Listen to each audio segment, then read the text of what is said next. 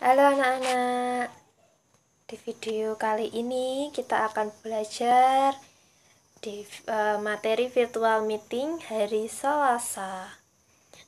Nah, ini ada tema F, cita-citaku, subtema 2, aku bangga dengan cita-citaku, pembelajaran 2 dan 3. Hari ini kita akan belajar yang pertama, bahasa Indonesia, membaca percakapan sesuai tema, dan IPA. Menjelaskan perambatan bunyi melalui benda cair, mendemonstrasikan perambatan bunyi melalui benda cair. Nah, sekarang mari kita membaca percakapan. Peraturannya, yang berwarna jingga, Bu Ergil yang membaca. Yang berwarna biru kehijauan ini atau toska, yang membaca siswa putri. Yang hitam dibaca siswa putra. Yang biru muda dibaca bersama-sama. Siap ya? Setelah istirahat pertama, Pak Yuda dan anak-anak kelas 4 melakukan kegiatan tanya jawab di kelas.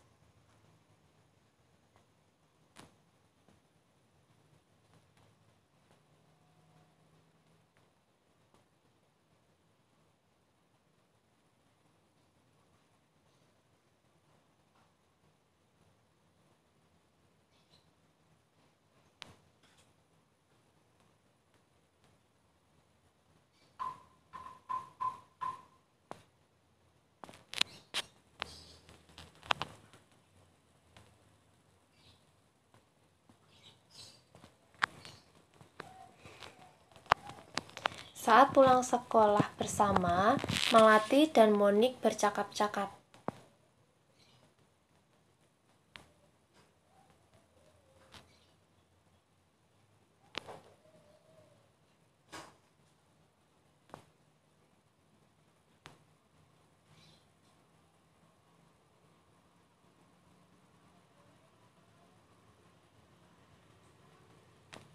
Aku ingin menjadi seorang pendidik atau guru. Kebetulan aku menggemari berbagai macam seni. Aku suka memainkan musik klasik atau tradisional, menyanyi lagu-lagu daerah, dan menggambar batik. Aku memimpikan bakatku ini nantinya dapat aku tularkan kepada orang lain. Sungguh bangga kalau aku bisa mengajari orang lain menari tradisional, menyanyikan lagu-lagu daerah, dan membuat batik. Aku juga memimpikan bisa membawa anak-anak bangsa mencintai budaya sendiri. Cita-citaku ini memang terlalu tinggi, tetapi aku percaya apabila aku selalu berlatih dan belajar terus pantang menyerah, cita-citaku akan tercapai.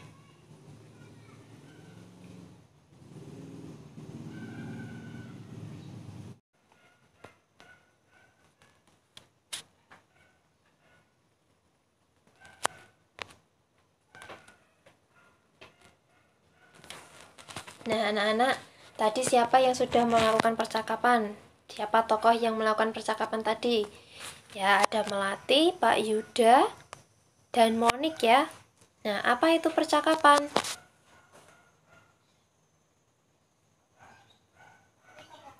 Percakapan adalah komunikasi yang dilakukan oleh dua orang atau lebih. Percakapan dapat diartikan sebagai bentuk komunikasi yang mencakup kemampuan untuk mendengarkan dan berbicara satu sama lain. Percakapan juga disebut dengan dialog. Nah, siapa yang punya cita-cita? Pasti anak-anak punya cita-cita kan? Nah, ingat, hanya ada satu hal yang membuat mimpi tidak mungkin tercapai, yaitu ketakutan akan kegagalan. Jadi anak-anak tidak boleh takut untuk gagal, harus mencoba, dan mencoba terus. Selanjutnya, kita akan menjelaskan perambatan bunyi melalui benda cair. Di semester 1 lalu, anak-anak sudah belajar tentang perambatan bunyi ya. Coba kita ingat perambatan bunyi.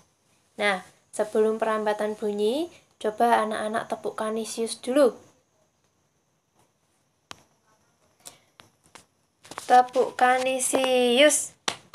Kanisius. Kanisius. Kanisius. Hore! Ya, coba anak-anak dengarkan suaranya. Mendengar suara tepukanmu, mendengar suaranya buargil dari perangkat HP atau dari laptopmu atau dari komputermu.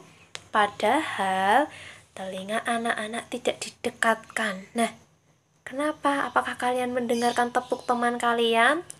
Ketika virtual meet, anak-anak bisa mendengar ya, padahal anak-anak tidak berdekatan dengan teman-temannya. Anak-anak dan teman-teman di rumah masing-masing, ya kan? Tapi kita bisa saling mendengar. Kenapa ya? Kenapa anak-anak bisa mendengarkan? Bunyi sampai di telinga kita karena bunyi merambat. Nah, ada sebuah video. Kita simak video berikut ini. Apakah kalian tahu, bunyi berasal dari benda yang bergetar? Setiap saat, tentu kalian mendengar berbagai bunyi, misalnya orang berbicara, bunyi binatang, dan bunyi musik. Nah, setiap benda yang menghasilkan bunyi disebut sumber bunyi. Ingat, sekali lagi, setiap benda yang menghasilkan bunyi disebut sumber bunyi. Namun, tidak semua bunyi dapat kita dengar, tergantung frekuensinya. Frekuensi merupakan banyaknya getaran dalam satu detik. Nah, jadi tinggi rendahnya bunyi ditentukan oleh banyaknya frekuensi. Ditinjau dari frekuensinya, bunyi dibagi menjadi 3 jenis. Yang pertama, bunyi infrasonik. Bunyi ini memiliki frekuensi kurang dari 20 Hz. Bunyi ini tidak dapat didengar oleh manusia, tetapi dapat didengar oleh beberapa jenis hewan. Misalnya ayam, jangkrik, kucing, angsa, kuda, anjing, dan lain-lain. Kemudian ada bunyi audiosonik. Bunyi ini memiliki frekuensi di antara 20 sampai 20.000 Hz. Nah, bunyi ini dapat didengar manusia, misalnya bunyi alat musik, suara kendaraan, dan suara teman kita, dan masih banyak lagi. Dan yang terakhir adalah bunyi ultrasonik. Bunyi ultrasonik memiliki frekuensi lebih dari 20.000 Hz. Bunyi ini tidak dapat didengar oleh manusia, tetapi dapat didengar oleh beberapa jenis hewan, seperti kelelawar, lumba-lumba, paus, dan yang lainnya. Kita bisa mendengar bunyi karena memiliki telinga. Namun, bagaimana bunyi tersebut bisa sampai ke telinga kita? Bunyi merambat dari sumber bunyi melalui perantara, sehingga sampai ke telinga kita.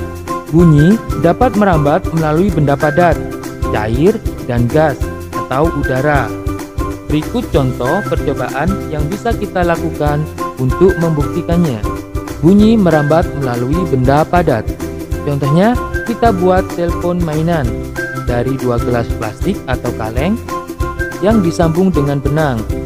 Bunyi yang dihasilkan dari suara kita akan menggetarkan kaleng atau gelas, kemudian getaran tersebut akan diteruskan ke benang sampai ke kaleng atau gelas kedua, hingga diterima oleh telinga. Dari telinga, bunyi akan diteruskan ke otak kita. Contoh yang lainnya dengan mengetuk meja dan telinga kita ditempelkan di meja. Bunyi merambat melalui benda cair. Bisa dilakukan sesuai gambar berikut untuk membuktikannya. Wadah diisi air, kemudian telinga kita ditaruh di atas air. Kemudian wadah tersebut kita pukul. Hasil pukulan tersebut akan menggetarkan wadah, kemudian akan disalurkan ke air hingga sampai ke telinga kita. Kemudian bunyi dapat merambat melalui benda gas atau udara. Kamu dapat mendengar suara teman, alat musik, bahkan petir atau mobil dari tempat yang jauh. Berarti ini membuktikan bahwa bunyi merambat melalui udara dan Perlu kalian tahu, bunyi tidak dapat merambat pada ruang hampa, ruang yang tidak memiliki zat perantara, seperti di luar angkasa. Oke, jelaskan ya. Getaran bunyi merambat ke segala arah sebagai gelombang. Terus bagaimana jika sumber bunyi jauh? Oh iya, kalau sumber bunyinya jauh, suaranya akan terdengar lemah, iya, atau bahkan tidak terdengar. Bunyi yang kita dengar itu dapat berupa energi yang kuat maupun energi yang lemah. Nah, energi yang kuat ini dihasilkan oleh getaran yang kuat juga.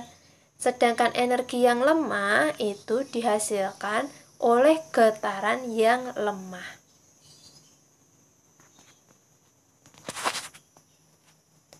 Coba amati gambar berikut ini. Nah, ini yang dimaksud dengan getaran. Kalau anak-anak meletakkan penggaris di meja, kemudian kalian beri dorongan, maka penggarisnya akan naik turun, ya kan? Nah, getaran ini penggarisnya ini naik ke A, kemudian turun ke B. Jadi ke A ngelewatin B dan ke C. Ini disebut dengan satu getaran. Satu simpangan ke atas dan satu simpangan ke bawah disebut dengan satu getaran. Kemudian ini bunyinya, sumber bunyi yang sampai ke telinga kita itu gambarannya itu getarannya seperti ini. Nah, ini contoh frekuensi yang tinggi, jadi bunyinya sangat tinggi. Yang bawah contoh frekuensinya yang lemah atau bunyinya pelan.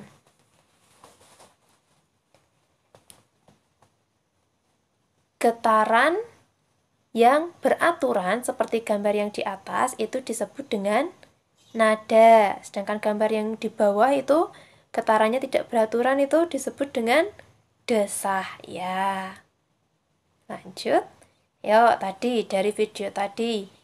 Anak-anak sudah bisa menyebutkan ya, bunyi merambat melalui media apa saja?